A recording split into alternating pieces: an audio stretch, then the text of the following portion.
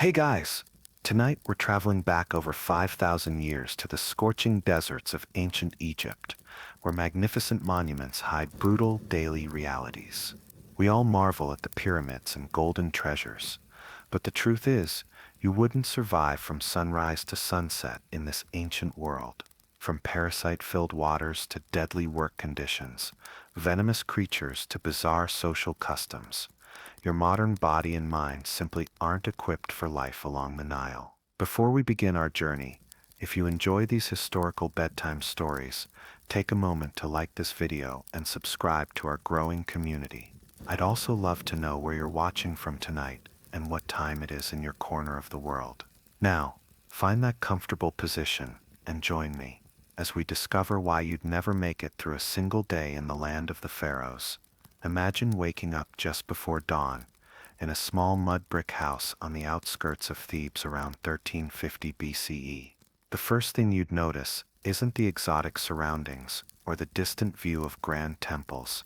It's the overwhelming heat already building despite the early hour and the distinct unpleasant odors filling your nostrils. Unlike your climate-controlled bedroom with its memory foam mattress, you've spent the night on a raised platform of mud brick, perhaps with a thin reed mat if you're fortunate, and a wooden headrest that's left your neck stiff and aching. Around you, the rest of the household is already stirring. Extended families live together in these modest dwellings, parents, children, grandparents, and perhaps unmarried siblings all sharing the same cramped quarters. Privacy, as we understand it today, simply didn't exist in ancient Egypt except for the very wealthy. Your morning bathroom routine. Forget your private bathroom with running water. Most ordinary Egyptians used a designated corner of the courtyard or a simple pottery chamber pot that would need to be emptied later. As for that refreshing morning shower you're accustomed to, it's not happening. Personal hygiene in ancient Egypt was fundamentally different from our modern standards. While Egyptians did value cleanliness, daily bathing wasn't practical for most people. Water had to be hauled from the Nile or local canals, carried in heavy pottery jars balanced on heads or shoulders, a time-consuming, labor-intensive task typically assigned to women and children. Most people made do with spot cleaning, using a paste made from natron, a naturally occurring mineral salt mixed with oil, the closest thing to soap available, and that nice clean mouth feel after brushing your teeth. Ancient Egyptians did practice dental care, but not in a way you'd recognize. The earliest toothbrushes were frayed sticks or small branches that were chewed on one end to create primitive bristles. Toothpaste was a gritty mixture that might include crushed eggshells, pumice, ox hooves, ashes, and myrrh, effective at cleaning but incredibly abrasive, wearing down tooth enamel over time. Archaeological evidence shows severe dental wear was common, with many Egyptians suffering from painful abscesses, infections, and tooth loss by their 30s. But you haven't even started your day yet, and already the modern conveniences you take for granted are glaringly absent. Let's talk about breakfast, but first you need to help prepare it. No refrigerator, no microwave, not even a modern stove. Cooking in an ordinary Egyptian household happened over an open hearth or a simple clay oven, requiring constant attention and generating stifling heat in an already hot climate. What's for breakfast? Forget your coffee. That won't arrive in Egypt for thousands of years.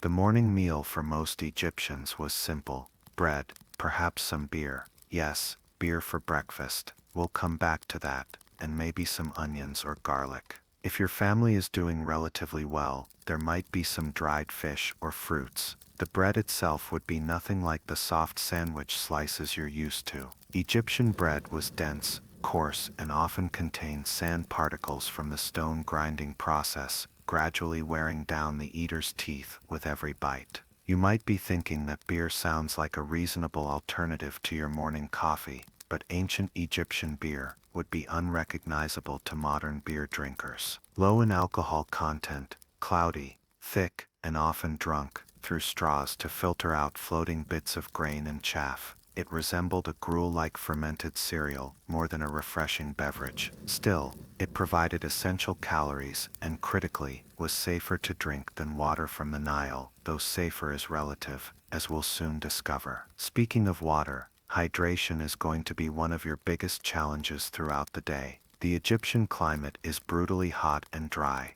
with temperatures regularly exceeding 100 degrees Fahrenheit, 38 degrees Celsius, during much of the year. Without proper hydration, you'd quickly develop heat exhaustion or potentially fatal heat stroke. But here's your deadly dilemma. The water sources available to you are teeming with parasites and bacteria. The Nile River was the lifeblood of Egyptian civilization, but it was also home to numerous waterborne diseases. Most notorious was bilharzia schistosomiasis, a debilitating parasitic disease caused by flatworms that burrow into the skin of people wading, bathing, or washing in infected water. Once inside the body, these parasites lay eggs that can damage the intestines, bladder, and liver. Archaeological studies have found evidence of this parasite in mummified remains, confirming its prevalence. Without modern filtration or water treatment, virtually every Egyptian water source was contaminated to some degree. Beer, wine, and milk provided alternatives,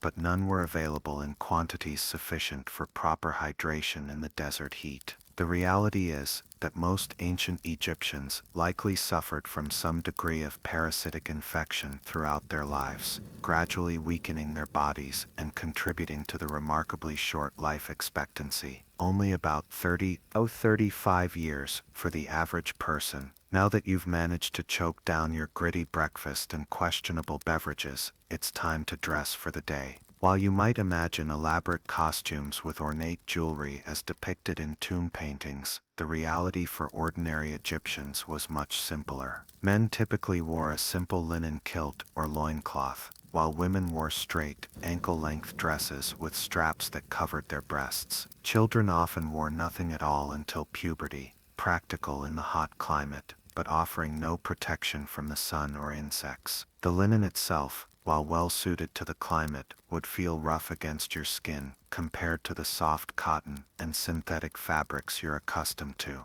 It was hand-woven on primitive looms, resulting in fabric that was durable but often coarse. And forget elastic waistbands or convenient zippers. Garments were tied or wrapped in place, requiring practice to secure properly. As for underwear as we know it, generally non-existent for most of Egyptian history. Personal hygiene in this area was maintained through frequent changing of clothes when possible, and the use of perfumed oils and unguents to mask body odors, though these luxuries were more available to the wealthy than to common people. Which brings us to another morning ritual many modern people take for granted: deodorant. The hot climate made body odor a significant concern, but commercial antiperspirants were millennia away. Wealthy Egyptians used scented waxes, oils, and primitive perfumes made from flowers, fruits, and aromatic resins. Ordinary people made do with less expensive options like mixing natron salt with water to create a deodorizing paste. Now that you're dressed minimally for the day, you might want to check your appearance in a mirror. But mirrors as we know them didn't exist for most Egyptians. Only the wealthy could afford polished metal mirrors, typically bronze or copper, that provided a dim, distorted reflection. For everyone else, still water in a dark container was the only way to catch a glimpse of one's appearance. Before you head out to begin your daily labor, there's one more aspect of daily grooming to consider: protection from Egypt's merciless sun. With no sunscreen, no sunglasses, and limited shade during work hours, sun exposure was a constant threat. Egyptians used various natural substances for skin protection, including mud packs and oils infused with plant extracts, but these were far less effective than modern SPF formulations. Many workers simply developed deeply tanned, leathery skin over years of exposure, along with higher rates of skin damage and likely skin cancers, though these weren't diagnosed as such in ancient times. As you step outside your dwelling, into the full Egyptian sun, the heat hits you like a physical force. The air is thick with dust, and all around you, the day's activities are already well underway. Children chase chickens in the narrow dirt pathways between houses. Women balance water jars on their heads, as they returned from the canals, and men gathered tools for fieldwork or crafts. For most ancient Egyptians, work wasn't a matter of career choice or personal fulfillment. It was a matter of survival in a highly structured society. The vast majority of people were farmers, working fields that technically belonged to the pharaoh, temples, or noble estates. If you were born into a farming family, that would likely be your life's work with little opportunity for advancement or change. Let's assume you've been assigned to agricultural labor, the most common occupation in ancient Egypt. You'd join a large group heading to the fields, carrying primitive tools that would seem impossibly inadequate by today's standards. Wooden hoes with flint or copper blades, simple digging sticks, and woven baskets for carrying seeds or harvested crops. The nature of your work would depend on the season. During the inundation period, when the Nile flooded roughly July to October, you might be assigned to maintaining irrigation canals, building or repairing dikes, or working on construction projects, since the fields were underwater. During growing and harvest seasons, you'd be planting, weeding, or harvesting crops from dawn until dusk. The physical toll would be tremendous. Modern archaeological examinations of worker skeletons show evidence of arthritis, herniated discs, and bone deformations consistent with years of hard physical labor. Without ergonomic tool designs, work gloves, or proper footwear, your body would accumulate injuries and chronic pain from repetitive tasks. Many farm workers develop distinctive skeletal markers from specific repeated motions, evidence that their bodies were literally shaped by their labor over time. The workday itself would be brutally long by modern standards, generally from dawn until dusk, with perhaps a brief rest during the hottest part of the day. Labor laws, workers' rights, occupational safety standards. None of these concepts existed. If you couldn't work due to illness or injury, you simply wouldn't eat unless your family could support you. And let's talk about those workplace hazards. Beyond the obvious risks of heat stroke and dehydration, agricultural workers faced numerous dangers. Irrigation work meant standing in water for long periods, exposing you to the parasites we discussed earlier. Harvesting could result in deep cuts from primitive tools with no tetanus shots or antibiotics available. And then there were the animals, both wild and domesticated, that posed serious threats. The Nile and its surrounding marshes were home to hippopotamuses, among the most dangerous animals in Africa. Despite their deceptively cartoonish appearance in modern media, hippos kill more people in Africa than any other large animal. Territorial and aggressive, a hippo could easily overturn a small boat or attack a person working near the water's edge. Crocodiles presented another deadly threat, capable of ambushing people collecting water or working near irrigation canals. Unlike modern crocodiles that have learned to fear humans in many regions, ancient Egyptian crocodiles had no such inhibitions. They were numerous enough to be a constant danger, particularly during the flooding season, when they could access areas normally separated from the main river. The venomous wildlife would be equally terrifying to modern sensibilities. Egypt is home to several highly dangerous snake species, including the Egyptian cobra and the horned viper. Scorpions, particularly the fat-tailed variety, posed a serious threat in homes and fields alike. Without antivenoms or modern medical treatment, a bite or sting from these creatures could be fatal, especially for children, or those already weakened by disease or malnutrition. Even domesticated animals presented risks. Working with oxen for plowing meant potential goring or crushing injuries. Disease transmission between animals and humans was common, with no understanding of zoonotic pathogens or hygiene practices to prevent their spread. As midday approaches and the sun reaches its zenith, the temperature becomes almost unbearable.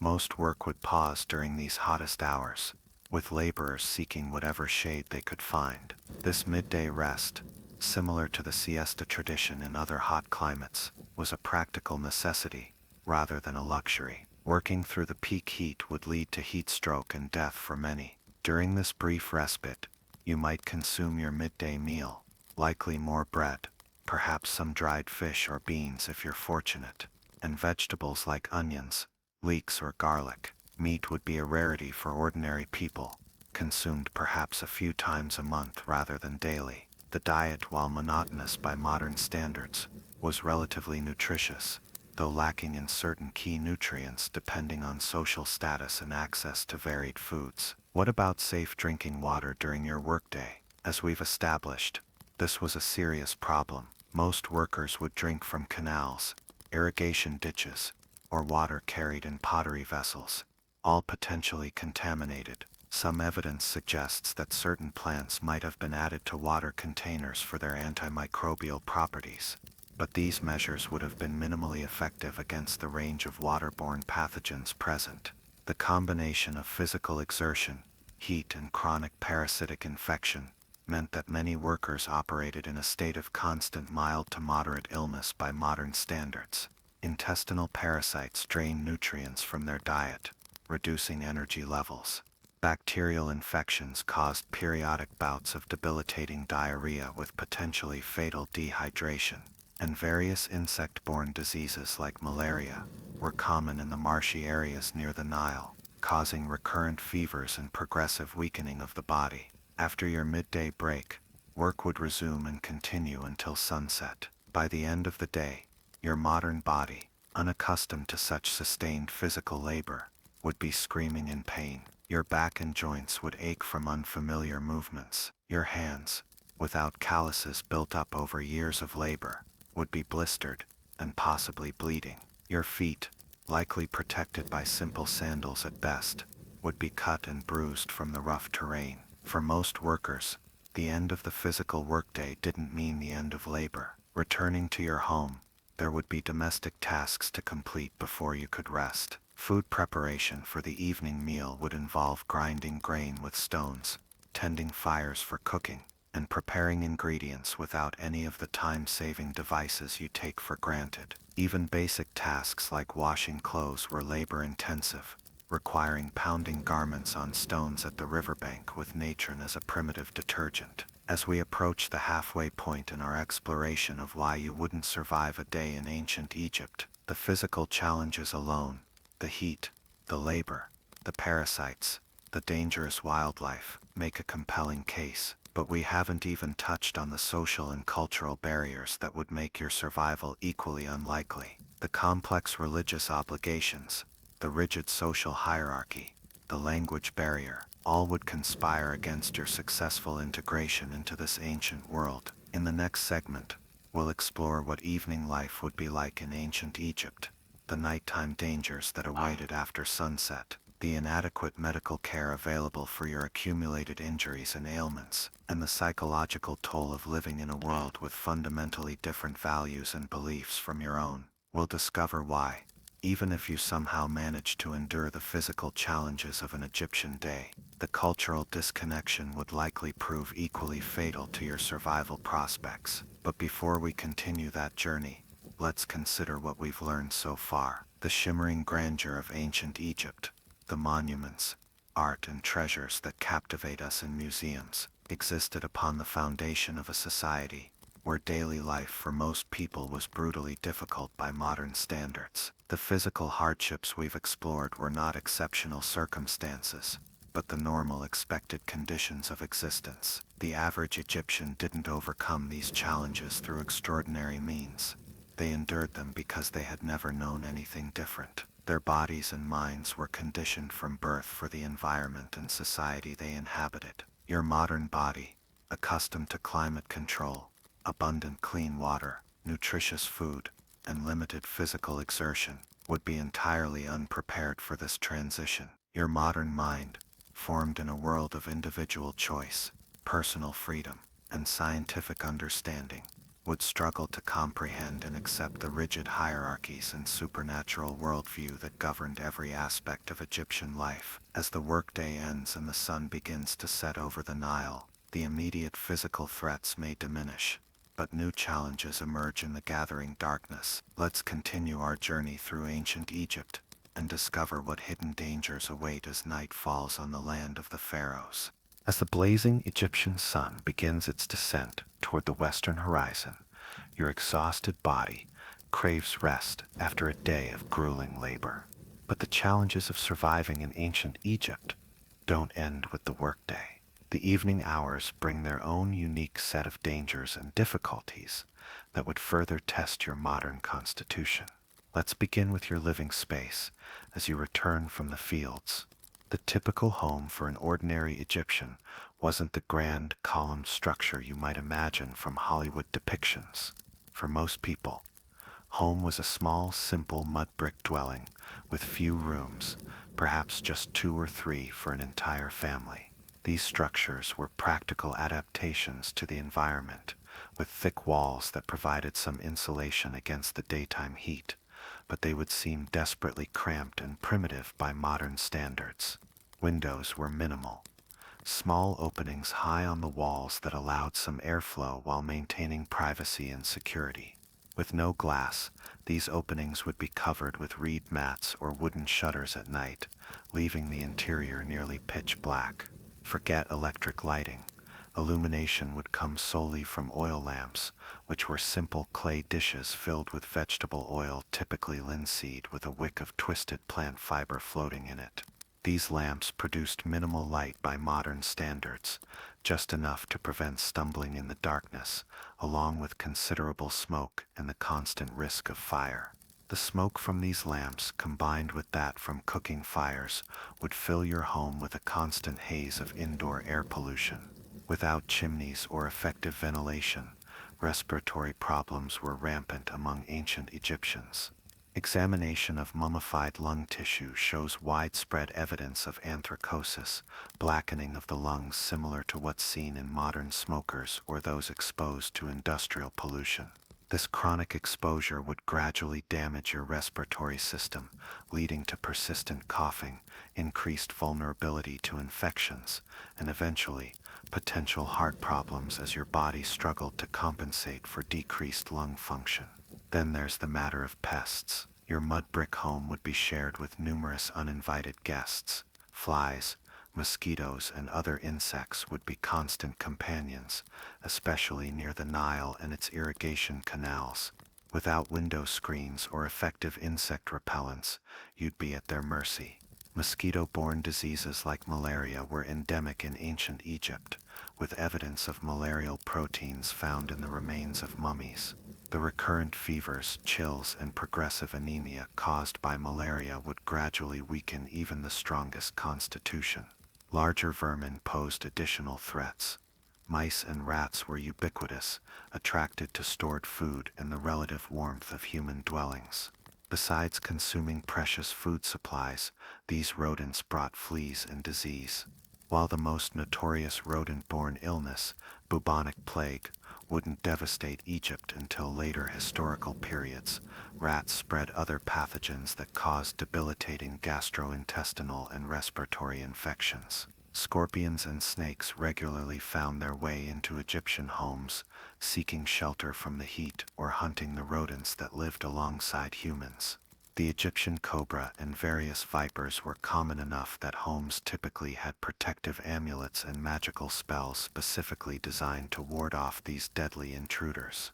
Without antivenoms or effective medical treatment, a nighttime encounter with one of these creatures could easily prove fatal, especially when combined with the poor visibility provided by oil lamps.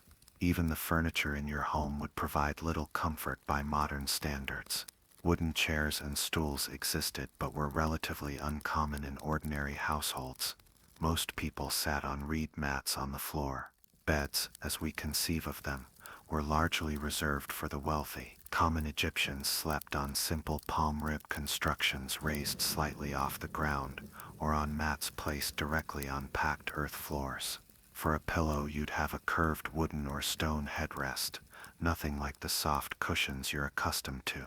While these headrests kept your head elevated, helpful in a land with numerous crawling pests, they required significant adaptation to use comfortably. After a physically demanding day, your modern body would crave a hot shower to soothe aching muscles. No such luxury existed in ancient Egypt.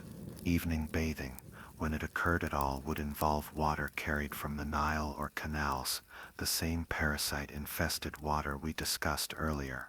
This water would be warmed over a fire if fuel was available, but more often used at whatever temperature it was collected. Soap didn't exist in its modern form. Instead, you'd use natron, a natural mixture of sodium compounds combined with oil to cleanse your skin, leaving it feeling nothing like the clean sensation you're accustomed to. Remarkably, despite these limitations, ancient Egyptians placed considerable emphasis on personal hygiene and appearance. Cosmetics weren't merely decorative but served practical purposes as well. Kohl, a dark eye paint made primarily from galena, a lead-based mineral, was applied around the eyes by both men and women. While primarily decorative and spiritually significant, connected to the Eye of Horus, it also had practical benefits. The lead compounds had antibacterial properties and the dark color helped reduce glare from the sun. However, these cosmetics contain compounds we now recognize as toxic. The lead in kohl, while offering some benefits, would be gradually absorbed through the skin, potentially causing cumulative lead poisoning with prolonged use. Other cosmetics contain copper compounds, malachite, and various minerals that could cause skin irritation or systemic toxicity. What was considered beautifying in ancient Egypt might slowly poison your modern body, unaccustomed to these substances. The evening meal, like breakfast, would be simple by modern standards. The typical dinner for ordinary Egyptians centered around bread, with vegetables like onions, leeks, and garlic, perhaps accompanied by beer or, less commonly, wine. Lentils, chickpeas, and fava beans provided protein for those who couldn't regularly afford meat. Fish was more common than meat for those living near the Nile, typically preserved through drying and salting since there was no refrigeration. For the majority of Egyptians, meat was a luxury consumed perhaps weekly rather than daily, usually during festivals or special occasions. When available, it would typically be poultry, duck, goose, or pigeon rather than beef, which was more expensive and generally reserved for the elite. Without modern preservation methods, meat had to be consumed quickly after slaughter, especially in Egypt's heat, making it impractical for daily consumption by most families. The cooking itself would be done over an open fire or in a simple clay oven, filling your small home with additional smoke and heat, particularly unwelcome after a day in the sun. Cooking vessels were unglazed pottery, without non-stick surfaces or easy clean features. Food stuck to these pots and pans, creating perfect environments for bacteria to flourish between uses, especially given the limited water available for cleaning. While you're struggling with these practical challenges, there would be another dimension of evening life completely foreign to your modern mindset: religious obligations. Religion wasn't a separate aspect of life in ancient Egypt. It was thoroughly integrated into every activity, including evening routines. Household shrines to ancestors and gods required regular attention with offerings and prayers. Failing to properly honor these divine entities wasn't just spiritually negligent, it was believed to have direct physical consequences for the family's well-being. Even if you understood the language, which you wouldn't, the complex theological system of ancient Egypt would be profoundly disorienting to your modern mind. The multitude of deities, the intricate relationships between them, the specific rituals required to maintain cosmic order, all would be bewildering. Yet these beliefs weren't optional cultural curiosities. They were the fundamental framework through which Egyptians understood and navigated their world. Your inability to authentically participate in this worldview would mark you as dangerously outside the social order. Speaking of language, the communication barrier would be another nearly insurmountable obstacle. Ancient Egyptian is extinct as a spoken language, existing now only in hieroglyphic, hieratic, and demotic written forms. Without months or years of study, you would be completely unable to understand or make yourself understood beyond the most basic gestures. This linguistic isolation would render you effectively disabled in a society where your survival depended on community integration and cooperation. As evening deepens into night, new dangers emerge. Ancient Egypt didn't have street lighting, law enforcement, or emergency services. Darkness brought vulnerability to predators, both animal and human. Nighttime was when hyenas, jackals, and other opportunistic predators would venture closer to human settlements. Venomous creatures like scorpions and snakes became more active in the cooler night temperatures, and human threats existed as well. Theft and violence weren't unknown, particularly in larger settlements. For protection, most Egyptians simply barred their doors at night and relied on community vigilance, neighbors looking out for each other out of mutual self-interest. There was no professional police force for most of Egyptian history. In rural areas, organized protection was minimal to non-existent. Justice, when it came, was often community administered and could be brutal by modern standards. Now let's consider your health as the day comes to a close. After one day in ancient Egypt, your modern body would already be showing signs of strain. Unaccustomed to the physical labor, you'd experience muscle pain and fatigue beyond ordinary soreness. Your skin, lacking the protection of sunscreen, would be reddened and painful from sunburn, particularly dangerous given the intensity of Egyptian sun and your likely fair complexion compared to the local population. You'd be experiencing dehydration despite your best efforts to consume enough liquids, simply because the safe options were limited and insufficient for replacing what you lost through sweat in the harsh climate. The symptoms would include headache, dizziness, and extreme fatigue, potentially leading to heat exhaustion or heat stroke in severe cases. Your digestive system would likely be in revolt as well. Exposure to unfamiliar bacteria and parasites in food and water would almost certainly trigger diarrhea or other gastrointestinal distress within your first day. Without effective treatment, these conditions could quickly become dangerous, leading to severe dehydration and electrolyte imbalances that could prove fatal within days, especially when combined with the already challenging climate conditions. If you'd sustained any injuries during your day of labor, even minor cuts or blisters, they'd present another serious concern. Without antibiotics or proper wound care, infections developed rapidly in Egypt's hot climate. What starts as a simple blister on day 1 could become an infected wound by day 3, potentially leading to systemic infection and death within a week. So what medical care would be available to you? Ancient Egyptian medicine was a curious mixture of practical knowledge and magical thinking. Some treatments were surprisingly effective. Certain herbal remedies did contain compounds we now know have legitimate medicinal properties. For instance, willow bark, which they used for pain relief, contains salicin, a chemical similar to aspirin. Honey, frequently used in wound dressings, does have antibacterial properties that can help prevent infection. However, these effective treatments were prescribed alongside magical incantations and ritual practices that had no medical benefit. Diagnoses often attributed illness to supernatural causes, the displeasure of gods, the influence of malevolent spirits, or punishment for ritual impurity. Treatment would address both the physical symptoms and these perceived spiritual causes, making Egyptian medicine partially effective at best by modern standards. For the injuries and ailments you'd likely develop within your first day, the available treatments would provide minimal relief compared to what you're accustomed to.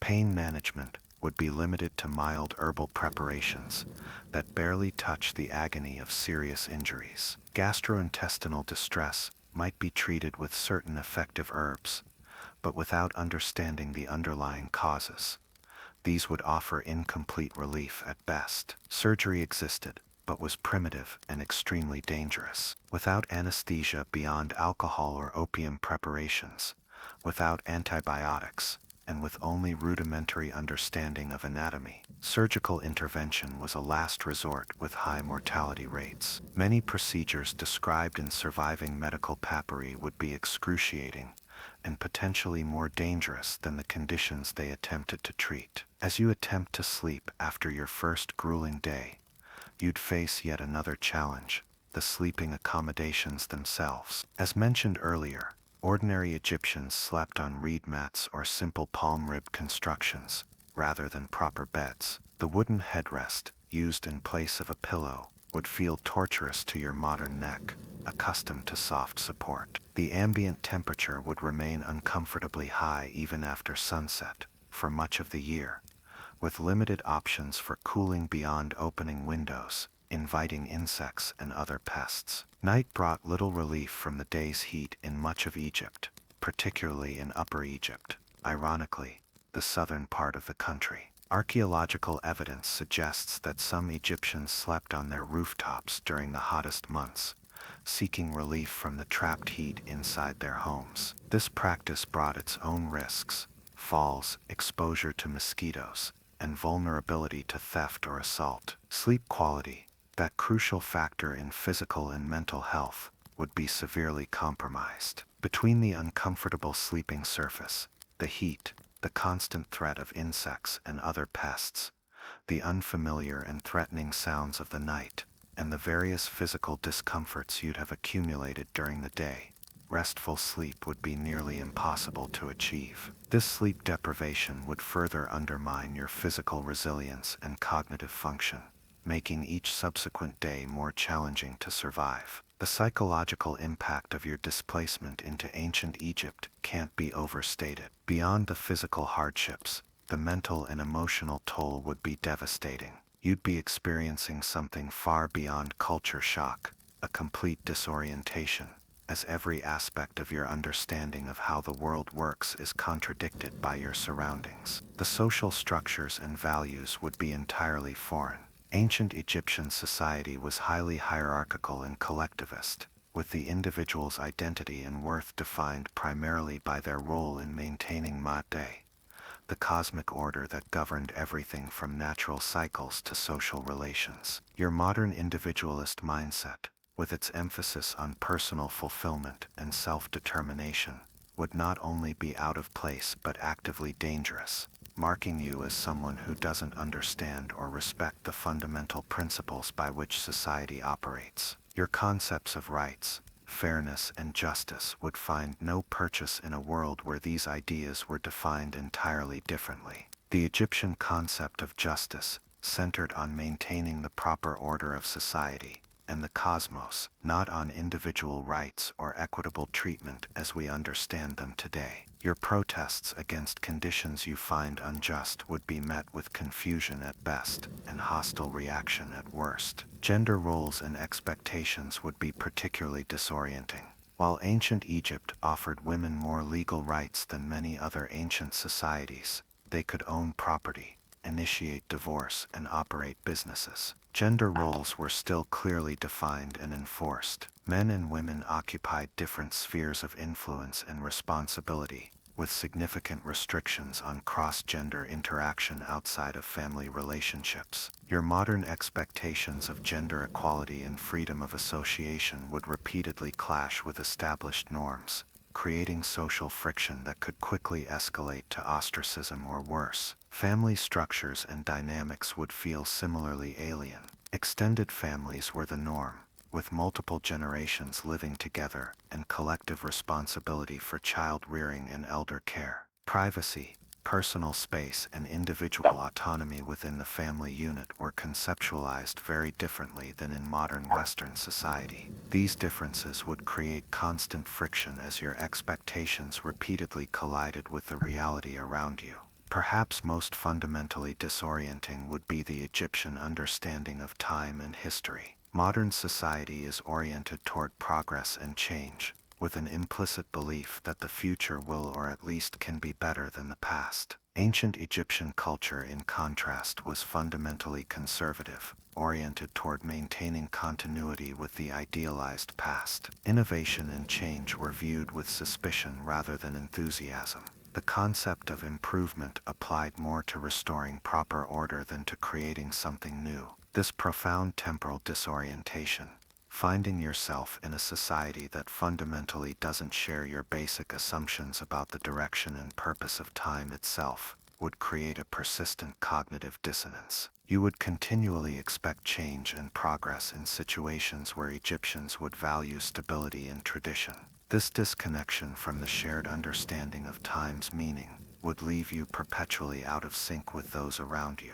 undermining your ability to build the social connections necessary for survival. Religion, as we touched on earlier, would present another enormous psychological challenge. Ancient Egyptian religious beliefs weren't just a set of practices or philosophical positions. They were the fundamental framework through which reality itself was understood. The division between natural and supernatural that shapes modern thinking simply didn't exist in Egyptian cosmology. Gods and spirits weren't abstract concepts or matters of faith. They were active, present forces in daily life, as real and immediate as the Nile's flood or the daily rise of the sun. Your inability to authentically participate in this worldview would create a profound alienation from those around you. Even if you attempted to go through the motions of religious observance, your fundamental disbelief in the Egyptian cosmic order would be apparent to those raised within that tradition. This spiritual disconnection would mark you as dangerous and untrustworthy, someone whose very presence might disrupt the delicate balance between human society and divine forces. All these psychological challenges would compound the physical difficulties you'd face, creating a situation where your mental resilience would be undermined precisely when you needed it most to cope with bodily hardships. The combination of physical suffering and psychological disorientation would likely lead to depression, anxiety, and possibly more severe mental health crises, conditions for which ancient Egypt offered no effective treatment or even conceptual framework for understanding. By the end of your first day, exhausted, dehydrated, suffering from the beginnings of sunburn and digestive distress, psychologically disoriented, and facing a night of poor sleep, followed by another grueling day of labor, your survival prospects would already be diminishing rapidly. Without the physical conditioning, immune adaptations, social integration, and cultural knowledge that native Egyptians developed over a lifetime, your modern body and mind would be woefully unprepared for the challenges of this ancient world. As we pause in our journey through ancient Egypt, you might be thinking that these challenges, while significant, could be overcome with determination and adaptability. Perhaps you imagine that your modern knowledge would provide advantages that would compensate for your physical and cultural disadvantages.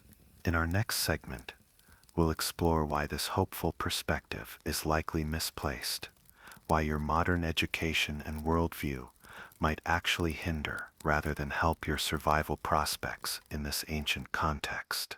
We'll examine the longer-term threats to your survival beyond the first day, the accumulated effects of parasitic infection, the progressive deterioration of dental health, the compounding impact of minor injuries and chronic malnutrition. We'll consider the social consequences of your inability to effectively communicate or integrate into Egyptian community structures, and we'll explore the ultimate catch-22 of your situation, the very knowledge and perspectives that define your modern identity would be not just useless, but actively detrimental to your survival in this ancient context. But before we continue, let's reflect on what we've discovered so far about daily life in ancient Egypt. The magnificence of its monuments and the splendor of its art can easily create a romanticized view of this civilization.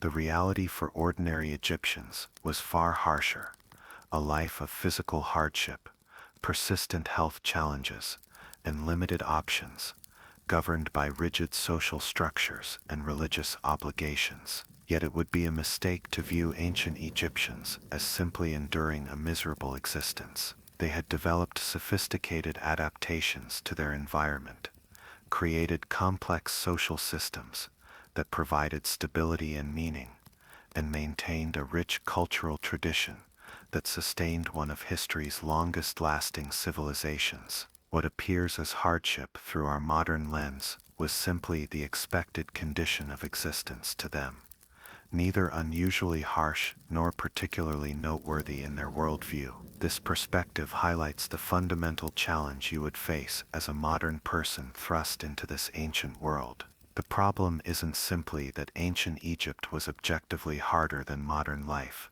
though it certainly was in material terms. The deeper problem is the disconnect between the conditions you've been prepared to navigate and those you would actually face, a disconnect that extends from the physical to the social, psychological, and spiritual dimensions of existence. As night falls on your first day in ancient Egypt, this disconnect would be becoming painfully apparent. You've survived the day, but barely, and tomorrow would bring new challenges for which you're even less prepared, as the effects of today's hardships further undermine your resilience. The prospect of building a sustainable existence in this world, so different from your own, grows increasingly remote with each passing hour. In our next segment, we'll explore what would happen if you somehow managed to survive the immediate challenges and attempted to build a life in ancient Egypt. We'll examine the seasonal cycles that would present new threats throughout the year,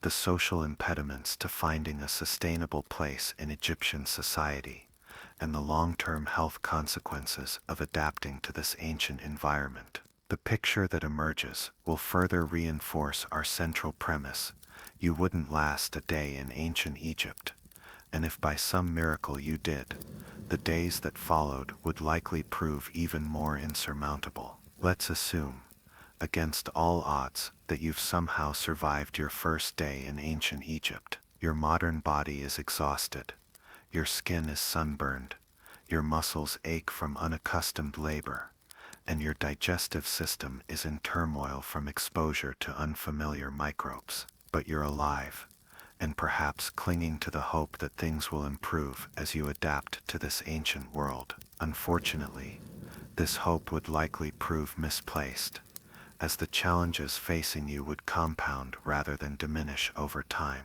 Let's explore the longer-term threats to your survival and why your prospects would worsen rather than improve with each passing day in ancient Egypt. First, let's consider the cumulative health impacts of the environmental conditions we've discussed. Parasitic infections, which you'd almost certainly contract within your first few days, don't simply cause acute illness and then resolve. Many become chronic conditions that gradually drain the body's resources and compromise overall health. Schistosomiasis, bilharzia, endemic in the Nile waters, can persist for decades in the human body, progressively damaging the bladder, kidneys, and liver, leading to chronic anemia, impaired cognitive function, and increased vulnerability to other diseases. Similarly, intestinal parasites like hookworm and roundworm, nearly universal among the ancient Egyptian population according to paleopathological studies,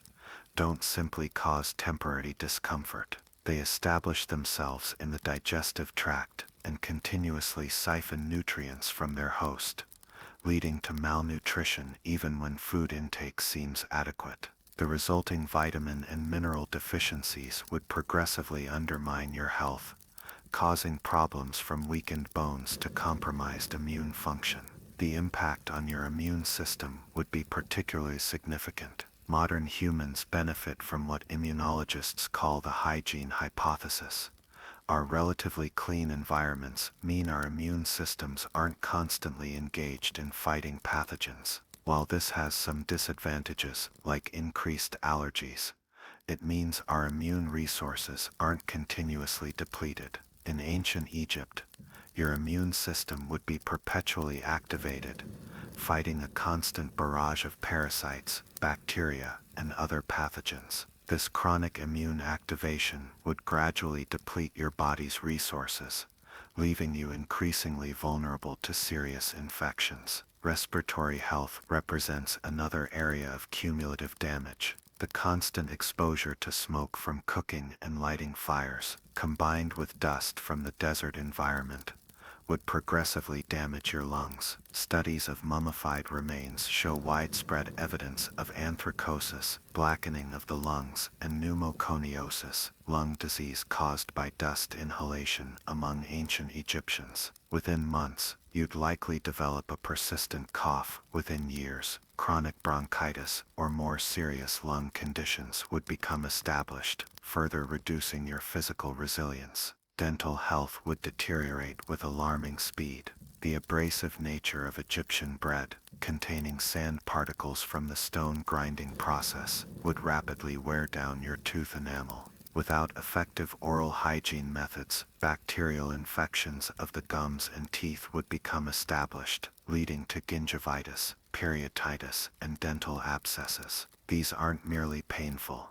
Dental infections can spread to the surrounding bone, and in severe cases, into the bloodstream, causing potentially fatal systemic infection.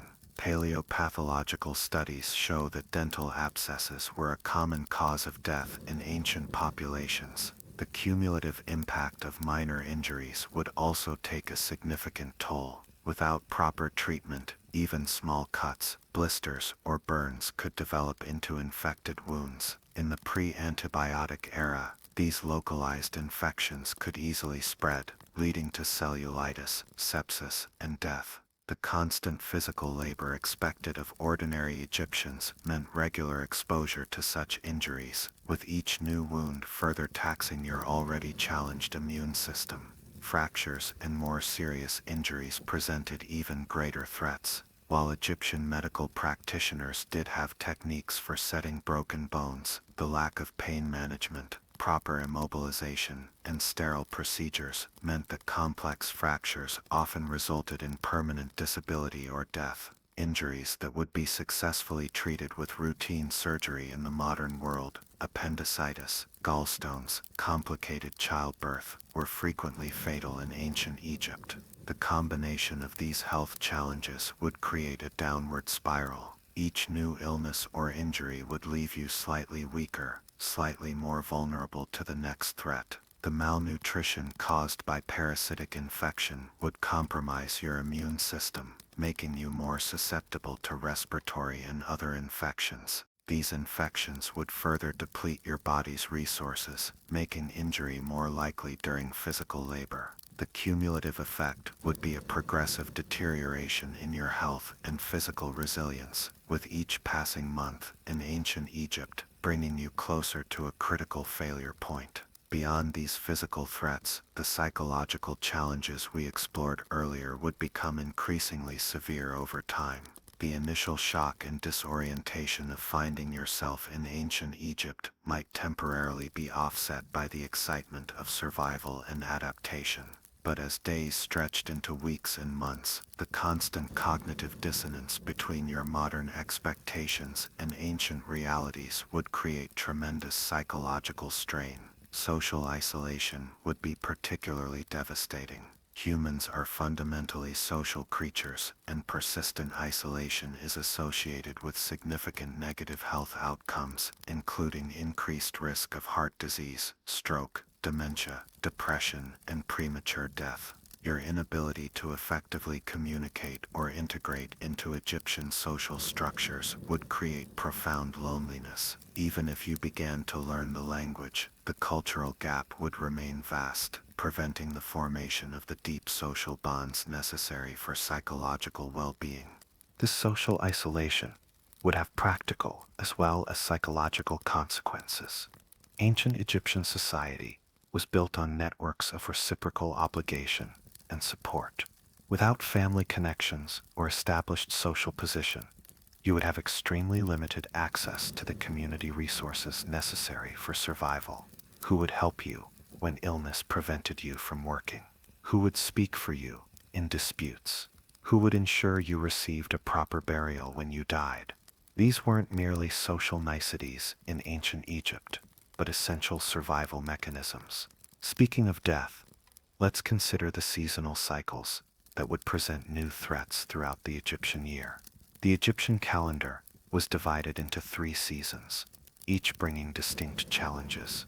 Akat, the inundation season, roughly June to October, when the Nile flooded, was a time of relative rest from agricultural labor, but brought its own hazards.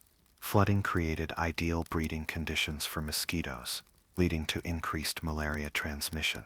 The damp conditions promoted fungal infections of the skin and respiratory tract, and while the floodwaters were essential for agriculture, they occasionally became destructive, washing away homes and drowning those caught unprepared. Peret, the growing season, roughly October to February, saw intense agricultural activity as the floodwaters receded, leaving fertile soil for planting.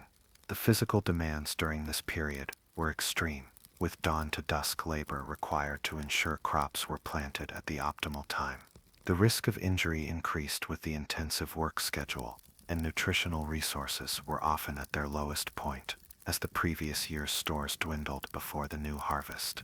Shimu, the harvest and drought season, roughly February to June, brought the year's highest temperatures alongside the critical harvest period. Heat-related illnesses reached their peak during this time. Water sources became more concentrated as smaller channels dried up, increasing the concentration of pathogens and the risk of waterborne disease. Dust storms were common, exacerbating respiratory problems and causing eye infections. Each of these seasonal cycles would present new challenges to your survival, requiring specific knowledge and adaptations developed over generations by native Egyptians. Your modern understanding, even if you had theoretical knowledge of ancient agricultural practices, would lack the embodied wisdom and practical experience necessary to navigate these seasonal transitions successfully. The challenge of finding a sustainable place in Egyptian society would become increasingly pressing as time passed. Initially, you might be viewed as a curiosity, perhaps even granted some tolerance for your strange behaviors and inability to communicate effectively. But this novelty would quickly wear thin as your inability to contribute appropriately to community life became apparent. In the highly structured world of ancient Egypt, every person had their defined place and role. Social mobility existed, but was limited, with most people following the occupations of their parents and remaining within the social class of their birth. As an outsider without established family connections or recognizable skills by ancient standards, your options would be severely limited. The most likely outcome would be relegation to the lowest levels of Egyptian society, perhaps as an unskilled laborer, possibly even as a slave. Without protection from family connections or established social position, you would be highly vulnerable to exploitation and abuse. Your modern expectations of individual rights and fair treatment would find no traction in a society where such concepts were defined entirely differently.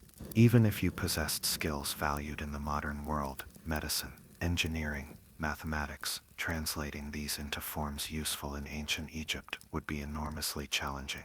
Your medical knowledge, for instance, would be based on germ theory, antibiotics, and other concepts completely foreign to Egyptian understanding. Without the tools, materials, and supporting knowledge infrastructure of modern medicine, much of your training would be inapplicable. Similar limitations would apply to other modern professional knowledge. If you possessed practical craft skills, carpentry, metalworking, pottery, you might fare somewhat better, as these have more direct parallels in ancient times. However, even here, the differences in tools, techniques, and materials would require substantial adaptation. And without the social connections normally established through apprenticeship and guild membership, finding opportunity to practice these crafts would be difficult. Religion would present another significant barrier to integration. Ancient Egyptian society was thoroughly intertwined with religious practices and beliefs. Full participation in community life required participation in religious rituals and observances. Your modern perspective, whether secular or based on contemporary religious traditions, would make authentic engagement with Egyptian religious practices nearly impossible. This religious disconnection would further mark you as an outsider, limiting your access to the social resources necessary for survival. The language barrier, while potentially reducible over time with dedicated effort, would never fully disappear. Ancient Egyptian was not a single static language but evolved significantly over the civilization's long history. Even if you managed to learn a working vocabulary of spoken Egyptian, the nuances, idioms, and cultural references embedded in the language would likely remain elusive. Your accent and grammatical errors would permanently mark you as an outsider, limiting your ability to build the trust relationships essential for survival and advancement. Gender would present additional complications. Ancient Egyptian gender roles, while more flexible than those in some contemporary civilizations, were still clearly defined and enforced. Women had significant legal rights. They could own property, initiate divorce, operate businesses, and even occasionally hold high offices. But social expectations regarding appropriate behavior for men and women were nonetheless strict and pervasive. Your modern expectations regarding gender equality and personal autonomy would repeatedly clash with these established norms, creating ongoing social friction. If you were a woman, you would face particular challenges navigating Egyptian gender expectations. While Egyptian women enjoyed greater legal recognition than their counterparts in many other ancient societies, they were still expected to marry, bear children, and fulfill specific domestic roles. Remaining unmarried was not a viable long-term option for most women in Egyptian society. Marriage, however, would present its own challenges, as Egyptian marriage customs and expectations regarding spousal relationships differed substantially from modern norms. If you were a man, you would face different, but equally significant challenges. Egyptian masculinity was defined through specific achievements and behaviors, providing for a family, demonstrating physical prowess, participating in appropriate religious and civic activities. Your inability to meet these expectations would undermine your social standing and opportunities for advancement. The concept of masculinity itself was defined differently, creating another source of cognitive dissonance and social friction. Sexual norms and practices represented yet another area of potential conflict. While ancient Egyptians were not particularly prudish by the standards of some historical periods, their sexual mores were nonetheless different from modern Western norms. Concepts of consent, appropriate age for sexual activity, acceptable and unacceptable sexual behaviors, all were defined differently than in contemporary society. Navigating these differences without violating either your own ethical principles or Egyptian social expectations would be extremely challenging. Family structures would present similar complications. Extended family networks were the foundation of Egyptian social life, providing economic support, social connections, and care throughout the life cycle. Without these family connections, you would lack the basic safety net that most Egyptians relied upon for survival. Creating new family bonds through marriage might seem a solution, but the cultural gap would make establishing and maintaining such relationships extraordinarily difficult. Child-rearing practices represent another area where cultural differences would create significant friction. Egyptian approaches to childhood, education, discipline, and parent-child relationships differed substantially from modern norms. If you attempted to form a family in Egypt, these differences would create ongoing conflict with your Egyptian spouse and confusion for your children, caught between two radically different understandings of childhood and development. The concept of personal identity itself would be a source of constant cognitive dissonance. Modern Western culture places enormous emphasis on individual identity, personal fulfillment, and self-determination. Ancient Egyptian culture, by contrast, defined identity primarily through relationships and social roles. You were someone's son or daughter, someone's spouse, a member of a particular profession or community. The individual's primary duty was maintaining proper relationships and fulfilling established roles, not pursuing personal happiness or self-actualization. This fundamental difference in how personhood itself was conceptualized would create a persistent sense of alienation. Your ingrained expectation that life should provide opportunities for personal growth, individual expression, and self-fulfillment would find no resonance in a culture where such concepts were largely meaningless. This disconnection would grow more painful over time, as the initial shock of displacement gave way to the realization that this different understanding of personhood was not merely a temporary accommodation, but a permanent feature of your new reality. The accumulated weight of these physical, social, and psychological challenges would make long-term survival in ancient Egypt extraordinarily unlikely for a modern person.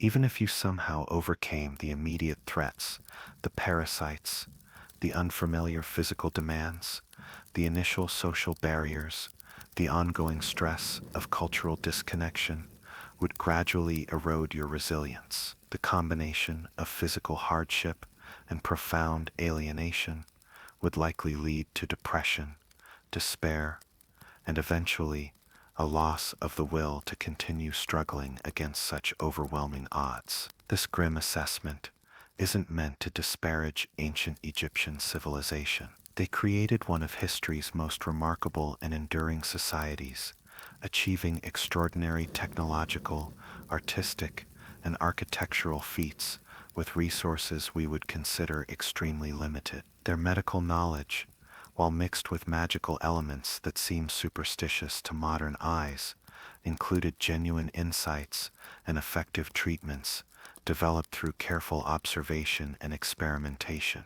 Their social structures, while rigid by our standards, provided stability and meaning for countless generations. The problem isn't that ancient Egypt was an inherently terrible place, it's that it was a complex society exquisitely adapted to its specific environmental, technological, and cultural context. The people who lived there successfully were born into that context, raised from infancy to understand its rules and expectations, and physically conditioned throughout their development to meet its challenges. Their bodies developed immunities to local pathogens, their digestive systems adapted to available foods, their muscles and skeletal structures formed in response to the physical demands of their daily activities. As a modern person suddenly thrust into this ancient world, you would lack all of these adaptations. Your body, formed in an environment of abundant food, minimal physical labor,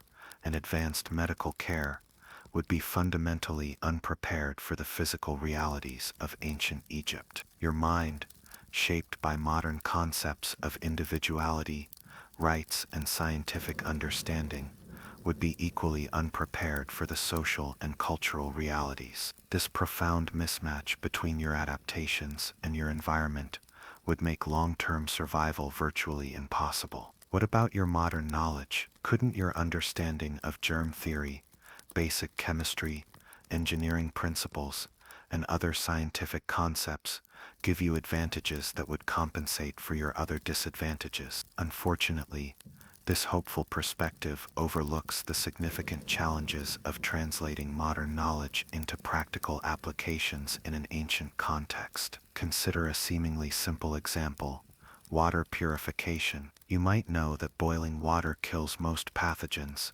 potentially giving you safer drinking water than your Egyptian neighbors. But implementing this knowledge would be far from simple. Fuel for fires was precious and limited, making routine water boiling impractical. The time required for this process would compete with other essential activities, and your unusual behavior would mark you as strange, potentially leading to social ostracism that would undermine your survival prospects in other ways. Similarly, your understanding of nutrition might seem advantageous. You know about balanced diets, essential vitamins, and the importance of protein diversity. But this knowledge would be difficult to apply in a context where food choices were severely limited by availability, preservation capabilities, and social customs. Knowing you should eat more protein doesn't help when protein sources are scarce and controlled by social mechanisms you don't fully understand. Medical knowledge presents similar limitations. Without antibiotics, sterile equipment, anesthetics, and other essential tools of modern medicine, much of your understanding would remain theoretical rather than practical. You might know that a wound should be cleaned and covered with sterile dressing, but creating truly sterile conditions with available materials would be nearly impossible. You might recognize the symptoms of appendicitis, but performing successful surgery without proper tools, anesthesia, or antibiotics would be beyond the capabilities of all but the most highly trained modern surgeons, and probably beyond even their abilities. In some cases, your modern knowledge might actually be detrimental. Acting on modern medical understanding without the supporting infrastructure could lead to interventions that do more harm than good. Attempting to implement modern concepts of social organization or justice without understanding the complex web of relationships and obligations that structured Egyptian society could create conflict and resistance. Your very confidence in your modern knowledge might prevent you from learning the locally adapted wisdom that actual Egyptians had developed over generations of practical experience. This represents the ultimate catch-22 of your situation, the very knowledge and perspectives that define your modern identity would be not just useless but potentially harmful in this ancient context. Yet abandoning these modern frameworks, truly thinking and acting as an ancient Egyptian, would require a transformation so fundamental as to constitute a kind of death of the self. Your modern identity, shaped by contemporary values, knowledge, and experiences, cannot survive intact in ancient Egypt, but losing that identity means losing the very thing that makes you you. As we near the conclusion of our exploration, let's step back and consider what this thought experiment reveals about both ancient Egyptian civilization and our modern condition. The extreme difficulty a modern person would face in ancient Egypt highlights the remarkable adaptations, physical, social, and psychological, that enabled Egyptians to not just survive but thrive in their environment. Their civilization wasn't primitive or simple but highly sophisticated in its adaptation to specific conditions. At the same time, this exercise reveals the extent to which our modern bodies and minds have been shaped by our contemporary environment. We are in many ways as specifically adapted to our world as ancient Egyptians were to theirs. Our physical capabilities, immune responses, psychological expectations, and social skills have all developed in response to modern conditions. Abundant food, limited physical demands, advanced medical care, and social structures that prioritize individual autonomy and rights. This perspective offers a useful corrective to both romantic idealizations of the past and smug assumptions of modern superiority. Ancient civilizations weren't simpler or less developed versions of our own society, but fundamentally different adaptations to different conditions. Our modern ways of living aren't inherently better or more advanced, but simply different adaptations to our specific environmental, technological, and social context.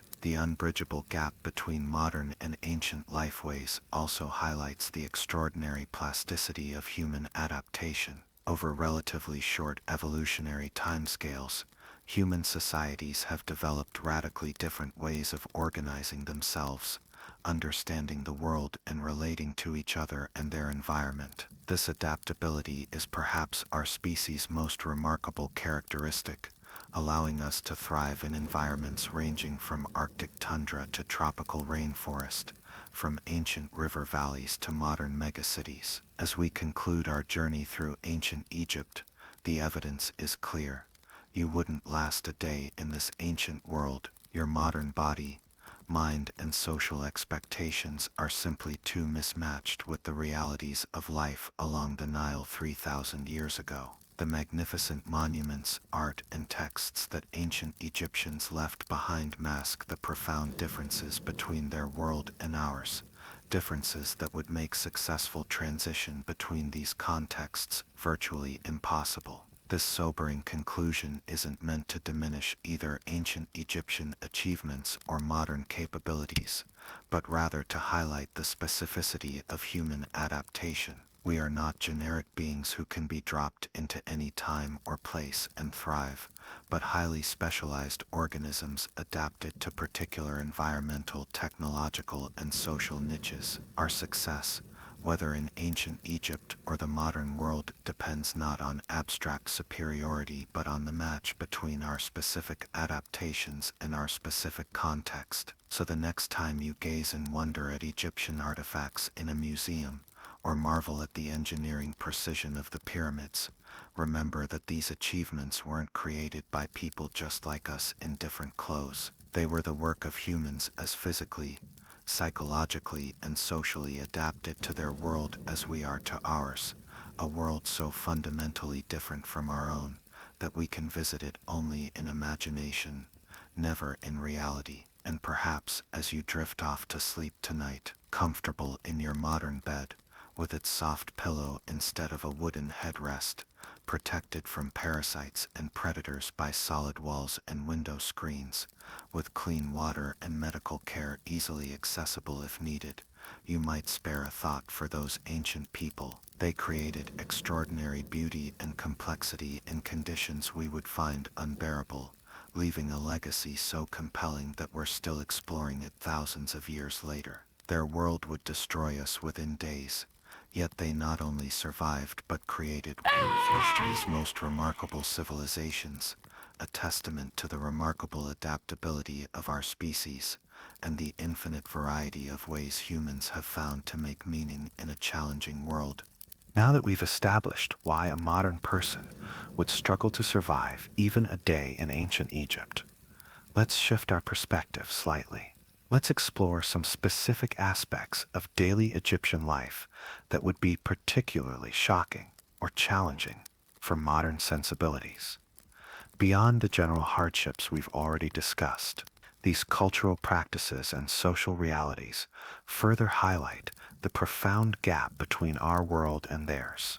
One of the most unsettling aspects of ancient Egyptian society for modern people would be the normalization of what we would consider child labor. Childhood, as a protected period of play, education, and gradual development, is largely a modern concept.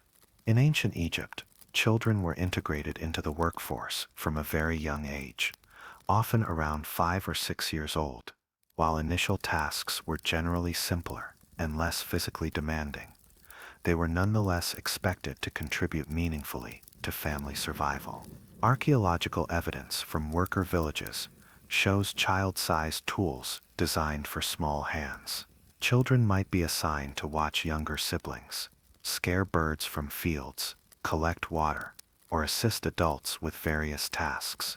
As they grew older, their responsibilities would increase accordingly. By the age that modern children enter middle school, Egyptian children would be engaged in essentially full adult labor, though perhaps with somewhat reduced expectations for productivity. Education, in the formal sense we understand it today, was limited to a tiny elite, primarily boys' training, to become scribes or priests. For most Egyptian children, learning happened through direct participation in daily activities alongside adults. Practical skills were transmitted through observation and guided practice rather than formal instruction. While this system effectively transmitted the knowledge necessary for survival within Egyptian society, it would feel alien and limited to someone accustomed to modern educational approaches. Another aspect of Egyptian life that would disturb modern sensibilities was their approach to justice and punishment. Physical punishment was common and often severe by our standards. Petty theft might be punished with beatings, mutilation, cutting off a hand, or being sentenced to hard labor. More serious crimes could result in impalement, burning alive, or being thrown to crocodiles. Punishments designed not just to eliminate the offender, but to serve as public warnings to others. The concept of proportionate punishment, or rehabilitation, was largely absent. Justice was primarily concerned with maintaining social order and appeasing divine forces believed to take interest in human affairs. The individual circumstances of the offender, or questions of their potential reform, were secondary considerations at best. This fundamentally different conception of justice would be profoundly disorienting to someone shaped by modern legal principles. Slavery represents another disturbing reality of ancient Egyptian life. While Egyptian slavery was somewhat different from later forms, slaves could own property, marry, and sometimes even employ others. It was nonetheless a system of forced labor and limited rights that modern ethical frameworks reject entirely. Slaves were acquired primarily through warfare, purchased from foreign traders, or as punishment for crimes. Children born to slaves inherited their parents' status. The treatment of slaves varied widely depending on their owner, their specific role, and the historical period. Some slaves, particularly those with specialized skills or those serving in wealthy households, might live in relatively comfortable conditions. Others, especially those assigned to mining or large construction projects, endured brutal conditions with high mortality rates. The normalization of this institutionalized inequality would be deeply disturbing to modern sensibilities. Religious practices would present another area of profound dissonance. While the magnificent temples and elaborate mythology of ancient Egypt might seem fascinating from a modern perspective, The reality of daily religious observance included elements that would disturb many contemporary observers. Animal sacrifice was a regular component of temple rituals, with thousands of animals, cattle, geese, ducks, and others, killed annually to sustain the gods and the deceased in the afterlife. More disturbing to modern sensibilities would be the occasional practice of human sacrifice in early Egyptian history.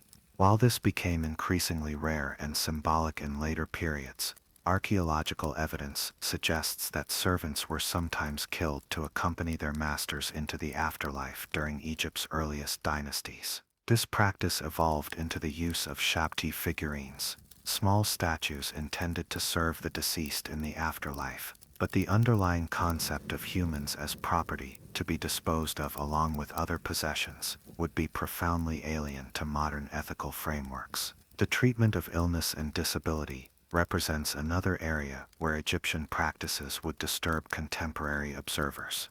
While Egyptian medicine included some surprisingly effective treatments, it also incorporated elements we would consider cruel or counterproductive. Patients might be subjected to painful cauterization, dangerous purgatives, or treatments involving substances we now know to be toxic.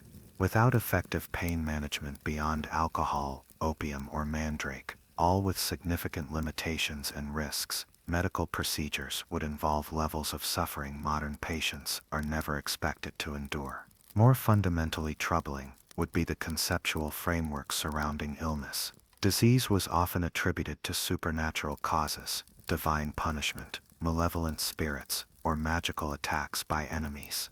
Treatment therefore addressed not just physical symptoms, but these perceived spiritual causes, sometimes prioritizing ritual components over practical interventions. For a person accustomed to evidence-based medicine, watching suffering people subjected to ineffective magical treatments would be emotionally devastating.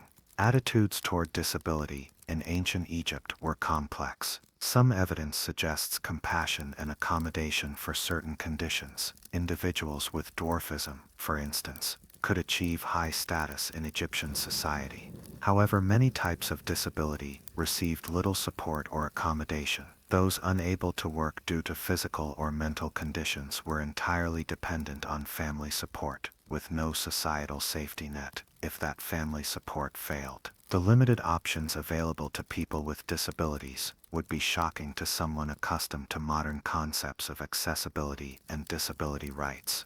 Gender dynamics would present yet another area of profound cultural disconnect. While Egyptian women enjoyed greater legal rights than their counterparts in many other ancient societies, gender-based limitations and expectations were nonetheless pervasive.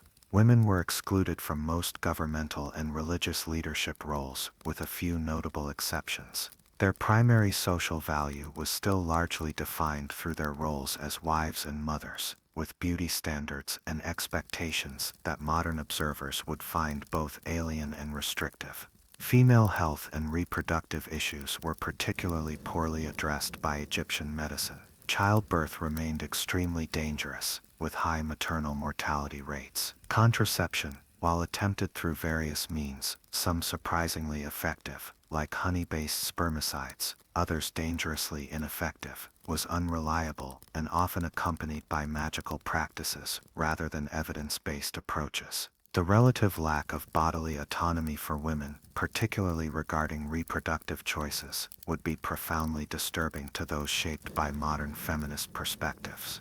Sexual norms and practices would be another source of culture shock. While Egyptians weren't uniquely prudish by ancient standards, their sexual ethics differed significantly from modern Western values. Sexual relationships between adults and young people that modern society defines as children were not categorically prohibited as they are today. Relationships that we would consider incestuous, particularly among royalty, were sometimes permitted or even encouraged to maintain bloodlines. Consent, as we understand the concept, was applied differently across gender and social class lines. That said, it would be a mistake to imagine ancient Egypt as a sexual free-for-all. Adultery was generally condemned, particularly for women. and could be punished severely. Sexual violence was recognized as a crime, though prosecution and punishment varied significantly based on the social status of both victim and perpetrator. The overall pattern was not one of greater or lesser sexual restriction than our own society, but rather a fundamentally different set of boundaries and expectations that would be disorienting, regardless of one's modern sexual ethics. Food practices would provide another source of culture shock, beyond the general limitations we've already discussed. Certain foods and preparation methods common in Egyptian cuisine would be deeply unappetizing to modern palates. Partially decayed fish, deliberately fermented to a state modern food safety standards would condemn, was considered a delicacy. Insects appeared in some recipes. Bread often contained significant amounts of sand from the grinding process, wearing down the teeth of those who consumed it regularly. Moreover, food was connected to religious and symbolic systems in ways that would seem arbitrary or superstitious to modern diners. Certain foods were taboo at certain times or for certain groups. The concept of pure and impure foods had religious rather than hygienic foundations. Fasting practices might be required suddenly, based on religious calendars or omens, regardless of one's health needs. These food restrictions and symbolic frameworks would be yet another system requiring constant navigation with limited understanding.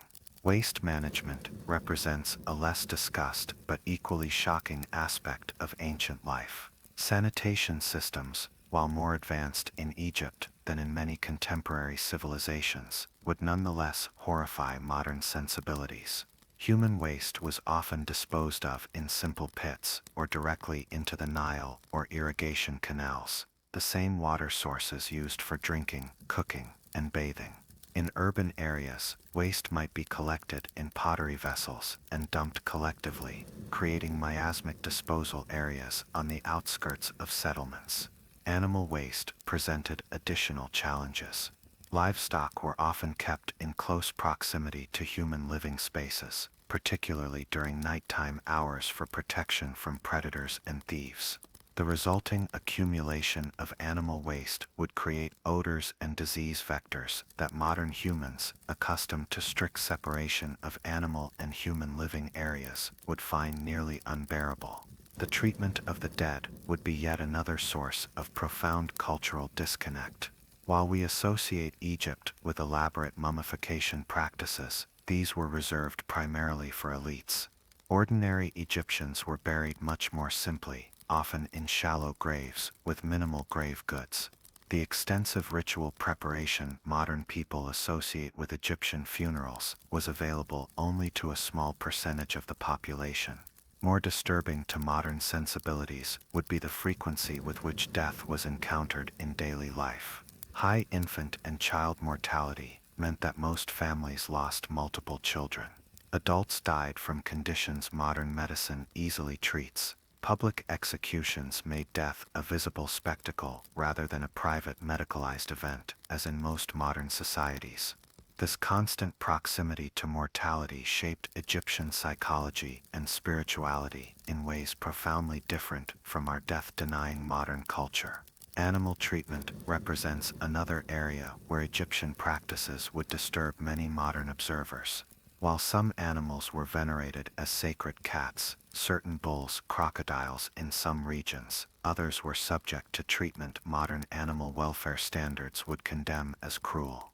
Birds and fish were sometimes kept in severely crowded conditions.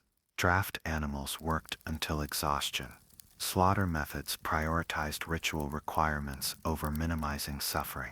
The general attitude toward animal suffering was practical rather than ethical.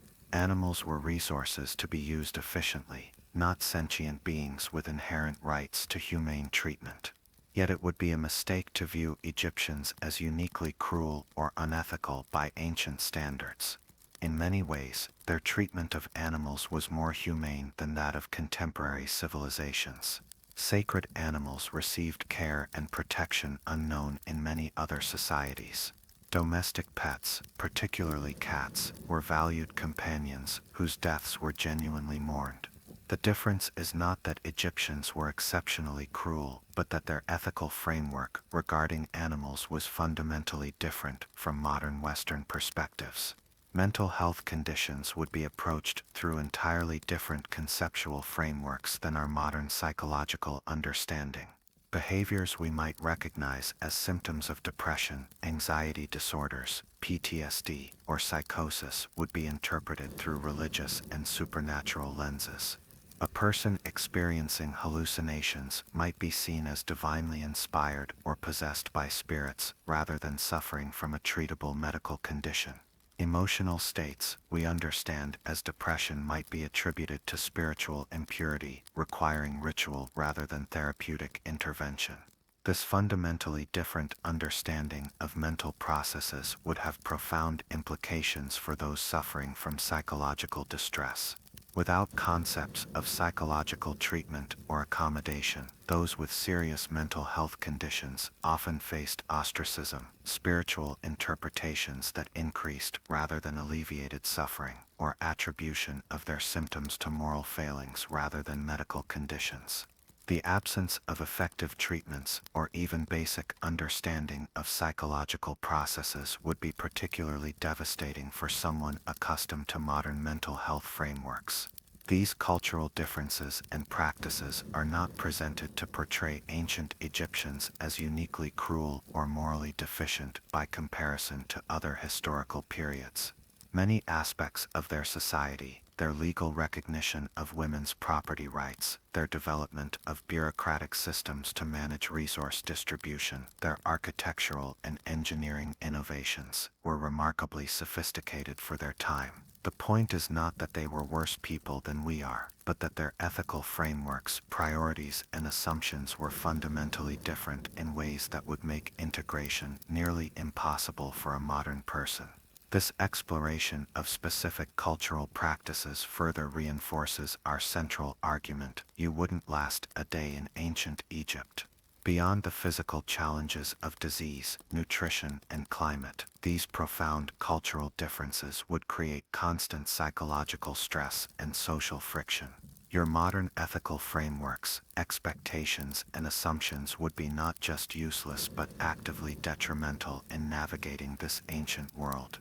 As we begin to draw our exploration to a close, it's worth contemplating what this thought experiment reveals about the nature of human society and adaptation. The unbridgeable gap between modern and ancient lifeways highlights the extent to which humans are cultural creatures. Our ability to survive and thrive depends not just on our individual physical capabilities, but on our integration into complex social systems with shared knowledge, values, and expectations. Ancient Egyptians weren't surviving as isolated individuals through personal grit and determination, but as members of intricate social networks that distributed resources, knowledge, and support. Their success came not from being tougher or more resilient as individuals, but from being embedded in cultural systems exquisitely adapted to their specific environmental and technological context. A modern person, regardless of their individual capabilities, would fail in this context precisely because they lack this cultural integration. This perspective offers valuable insight into our own modern condition. Our success similarly depends less on our individual capabilities than on our integration into complex social, technological, and economic systems. The comfort and security many of us enjoy comes not primarily from personal superiority or greater intelligence than our ancestors, but from our participation in extraordinarily complex networks of production, distribution, and social support that would be impossible to recreate as individuals.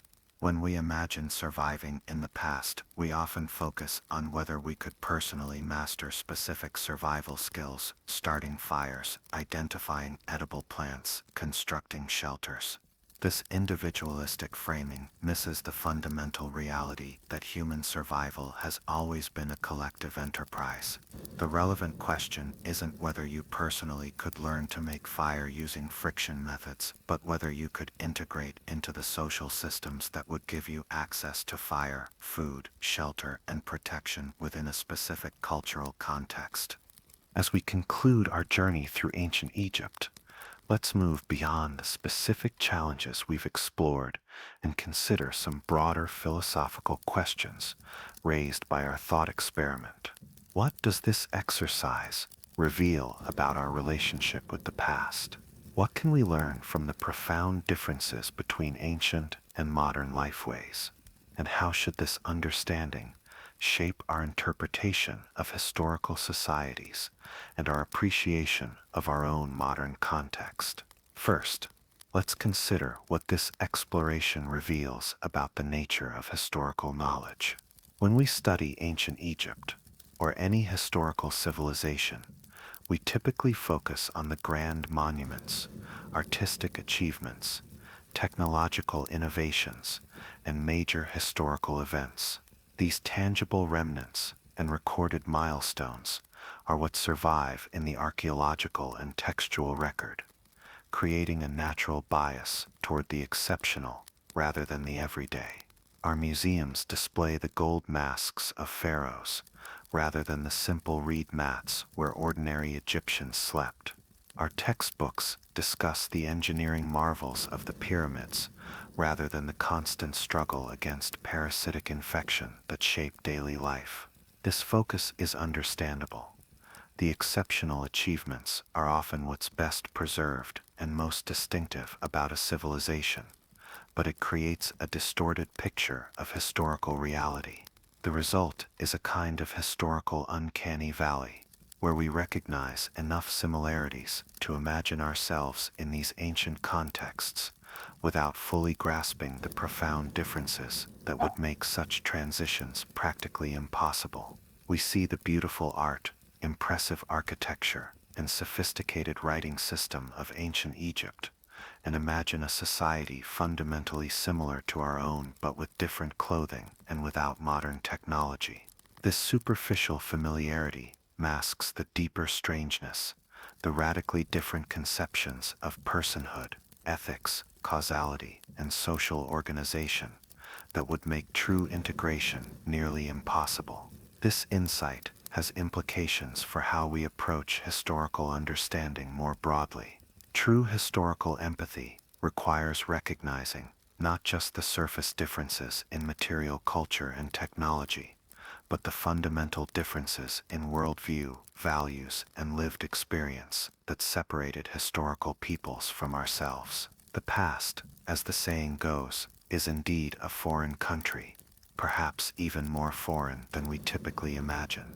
At the same time, this recognition of profound difference shouldn't lead us to view historical peoples as fundamentally alien or incomprehensible. Despite the vast differences in context and worldview, ancient Egyptians were still human beings with the same basic needs, emotions, and cognitive capabilities as ourselves. They loved their children, formed meaningful relationships, experienced joy and sorrow, and sought meaning in their existence, even if the specific expressions of these universal human experiences took forms we might find difficult to relate to. The challenge of historical understanding lies in navigating between these two extremes, recognizing both the profound differences that separate us from historical peoples and the fundamental humanity we share with them. Our thought experiment about surviving in ancient Egypt highlights the former, but shouldn't obscure the latter. This balance has practical implications for how we approach historical interpretation. When we encounter practices or beliefs from ancient Egypt that seem strange, disturbing, or irrational from our modern perspective, we should neither dismiss them as primitive superstition nor attempt to explain them away through modern frameworks that would have been alien to ancient people themselves. Instead, we should strive to understand these practices and beliefs within their specific historical context, recognizing that they made sense within a coherent, if unfamiliar, system of knowledge and values. This doesn't require moral relativism or abandoning critical judgment. but it does demand the intellectual humility to recognize that our own frameworks and values are similarly products of a specific historical context rather than universal truths. Another insight from our thought experiment concerns the nature of human adaptation and progress. The extreme difficulty a modern person would face in ancient Egypt highlights the remarkable adaptations, physical, social, and psychological, that enabled Egyptians to not just survive but thrive in their environment. Their civilization wasn't primitive or simple, but highly sophisticated in its adaptation to specific conditions. At the same time, this exercise reveals the extent to which our modern bodies and minds have been shaped by our contemporary environment. We are, in many ways, as specifically adapted to our world as ancient Egyptians were to theirs. Our physical capabilities, immune responses, psychological expectations, and social skills have all developed in response to modern conditions. Abundant food, limited physical demands, advanced medical care, and social structures that prioritize individual autonomy and rights. This perspective offers a useful corrective to both romantic idealizations of the past and smug assumptions of modern superiority. Ancient civilizations weren't simpler or less developed versions of our own society, but fundamentally different adaptations to different conditions. Our modern ways of living aren't inherently better or more advanced, but simply different adaptations to our specific environmental, technological, and social context. The unbridgeable gap between modern and ancient lifeways also highlights the extraordinary plasticity of human adaptation. Over relatively short evolutionary timescales, human societies have developed radically different ways of organizing themselves, understanding the world, and relating to each other and their environment. This adaptability is perhaps our species' most remarkable characteristic, allowing us to thrive in environments ranging from Arctic tundra to tropical rainforest, from ancient river valleys to modern megacities. This recognition of human adaptability has implications for how we understand both historical development and potential futures. Rather than viewing history as a linear progression toward increasingly advanced or superior forms of social organization, we might more accurately understand it as a series of adaptations to changing environmental, technological, and social conditions, each with its own strengths, limitations, and trade-offs. Similarly, as we confront the challenges of our own time, climate change, technological disruption, social inequality, this perspective reminds us of humanity's remarkable capacity for adaptation and transformation. The specific forms of social organization and ways of life that have become familiar to us are not the end point of human development, but just one set of adaptations among many possible configurations. Our thought experiment also offers insights into the relationship between individuals and cultural systems. The extreme difficulty a modern person would face in ancient Egypt highlights the extent to which human survival depends not just on individual knowledge and skills, but on integration into complex social systems with shared understanding and collective capabilities. This recognition challenges individualistic narratives that emphasize personal resilience, self-sufficiency, and adaptability as the primary determinants of survival and success. While these individual qualities certainly matter, they operate within cultural frameworks that make certain forms of action possible, meaningful, and effective. A modern person with extraordinary individual capabilities would still struggle in ancient Egypt precisely because they lack integration into the cultural systems that make those capabilities actionable in that specific context. This insight has implications for how we understand both historical and contemporary social challenges. Problems like poverty, inequality, and social exclusion can't be adequately addressed through appeals to individual responsibility or capability alone, as they often reflect systemic barriers to full participation in cultural systems that distribute resources, knowledge, and opportunity. Similarly, Historical judgments that focus solely on individual actions without considering the cultural frameworks that shape those actions will necessarily be incomplete or distorted. Our exploration of ancient Egypt also highlights the embodied nature of human existence. The physical challenges a modern person would face, from parasitic infection to dental deterioration to the unaccustomed demands of manual labor, remind us that humans aren't disembodied minds but physical beings profoundly shaped by and dependent upon their material conditions. This recognition challenges perspectives that emphasize abstract knowledge, values, or beliefs, while neglecting the bodily realities that shape human experience. The cultural differences between modern and ancient peoples weren't just conceptual disagreements about how the world works or what matters in life, but embodied differences in how people physically experienced and navigated their environments. This embodied perspective has implications for how we approach both historical understanding and contemporary social analysis. Historical societies can't be fully understood through their texts, artifacts, and monuments alone, but must be considered through the lens of embodied experience, how it felt to live in these societies as physical beings with specific bodily needs and capabilities. Similarly, contemporary social differences can't be reduced to disagreements about values or beliefs, as they often reflect different embodied realities shaped by material conditions, physical capabilities, and bodily experiences. Our thought experiment also raises questions about the nature of historical continuity and discontinuity. Despite the profound differences we've explored, there are genuine connections between ancient Egyptian society and our own Western medicine. Has roots in Egyptian medical practices. Our calendars bear the imprint of Egyptian astronomical observations. Aspects of Egyptian art, architecture, and literature have influenced modern aesthetic traditions. Even our alphabets can be traced back, through various intermediate forms, to hieroglyphic writing. These continuities remind us that history isn't a series of completely disconnected epochs, but a complex tapestry of influences, adaptations, and transformations across time. While we couldn't simply step into ancient Egyptian society and function effectively, we aren't entirely disconnected from this ancient world either.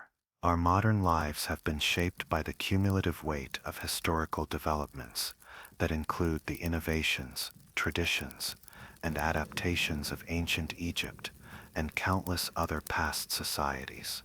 This perspective challenges both exaggerated claims of historical continuity, the idea that ancient peoples were just like us, but with different technologies, and radical historical discontinuity, the notion that past societies are entirely alien and have no meaningful connection to our own.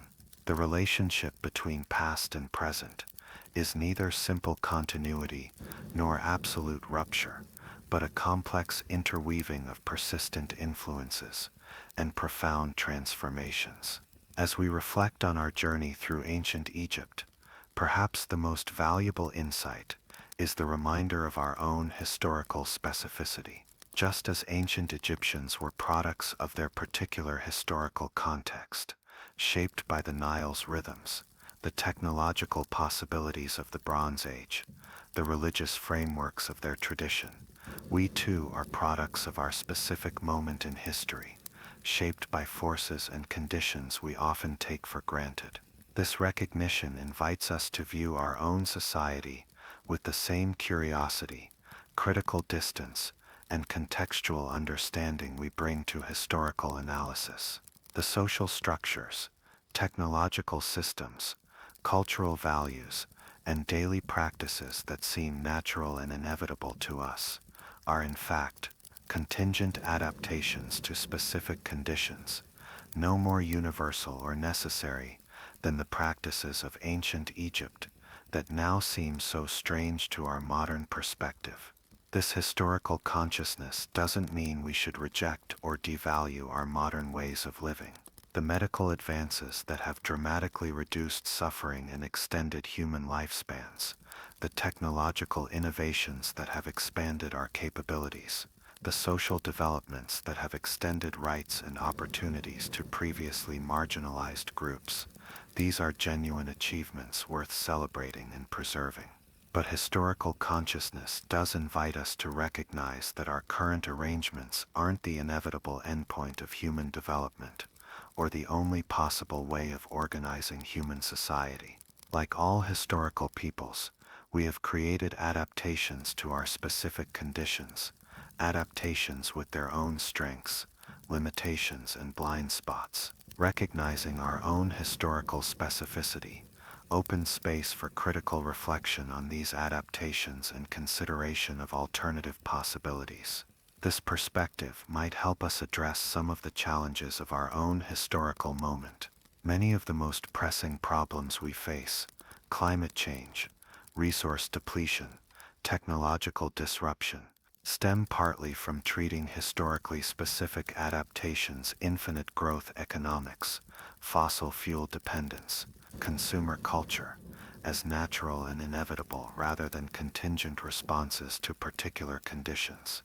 Historical consciousness reminds us that different conditions might require different adaptations. At the same time, historical perspective can help us avoid overreaction to the inevitable discomforts and limitations of any particular social arrangement. Every society throughout history has faced challenges, made trade-offs, and developed incomplete solutions to complex problems. The recognition that there is no perfect social arrangement, no golden age in the past or utopia in the future, might help us approach our own social challenges with both critical engagement and realistic expectations. As our exploration of ancient Egypt concludes, we return to our initial question: why wouldn't you last a day in this ancient world? The answer, as we've seen, goes beyond specific physical hazards or cultural differences to encompass the fundamental mismatch between modern and ancient adaptations. Our bodies, minds, and social expectations have been shaped by our specific historical context in ways that would make effective transition to a radically different context virtually impossible. This sobering conclusion isn't meant to diminish either ancient Egyptian achievements or modern capabilities, but rather to highlight the specificity of human adaptation. We are not generic beings who can be dropped into any time or place and thrive, but highly specialized organisms adapted to particular environmental, technological, and social niches. Our success, whether in ancient Egypt or the modern world, depends not on abstract superiority but on the match between our specific adaptations and our specific context. This recognition might inspire greater humility about our own adaptability and deeper appreciation for the complex cultural systems that support our existence. It might also foster respect for the remarkable achievements of historical peoples who created sophisticated, successful adaptations to conditions we would find unbearable. Their world would destroy us within days, yet they not only survived but created extraordinary beauty, meaning, and complexity within constraints we can barely imagine. Perhaps most importantly, this historical perspective invites us to recognize both the remarkable constants of human experience across time and the profound differences in how these constants have been expressed in different historical contexts. Across the vast gulf of time that separates us from ancient Egypt, we can recognize the shared humanity in their striving to create meaning, beauty, and security in a challenging world, even as we acknowledge the radically different forms this striving took in their historical context. As you drift toward sleep tonight, perhaps you'll spare a thought for those ancient people along the Nile. They gazed at the same stars we see, loved their children as we love ours, and sought meaning in their brief lives as we seek in ours. Their world, so different from our own, was nonetheless a fully human world, filled with joy and sorrow, triumph and tragedy, meaning and mystery. We couldn't survive in their world, nor they in ours, yet across the millennia that separate us, a thread of shared humanity connects their lives to our own, a reminder that even in our profound differences, we remain members of the same remarkable species, adaptable enough to create worlds as different as ancient Egypt and modern society, yet recognizable enough that we can still reach across time to study, understand, and honor those who came before us. Sleep well, knowing that your modern bedroom,